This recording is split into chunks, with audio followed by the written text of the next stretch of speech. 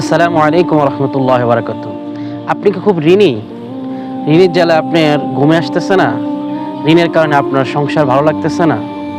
ঋণের কারণে আপনার রাতের ঘুম আসতেছে না? খুব বিমূঢ়, খুব নিজকে কষ্ট, ক্লান্ত, এই পরিশ্রমের মাধ্যমে মনে হচ্ছে জীবনটা যাচ্ছে, আপনি শেষ হয়ে যাচ্ছেন জীবনটা ঋণের কারণে। ঋণগুলো পরিশোধ করবেন কীভাবে, একটাই চিন্তা। তাহলে আজকের জন্য ভিডিওটি আপনার।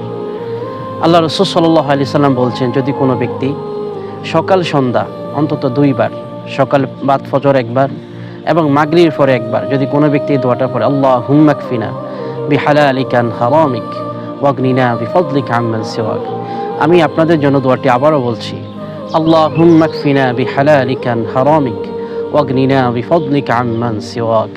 যদি কোনো ব্যক্তি আমলটি নিয়মিত করে, সে যদি পাহাড় সমতুল্য ঋণও হয় কিংবা তার চেয়েও বেশি হয়, আল্লাহ রাসূল সাল্লাল্লাহু আলাইহি ওয়াসাল্লাম গ্যারান্টি দিয়েছে ওই ব্যক্তির প্রত্যেকটা ঋণ আল্লাহ রাব্বুল আলামিনের তরফ থেকে পরিশোধ হয়ে যাবে। সুবহানাল্লাহ।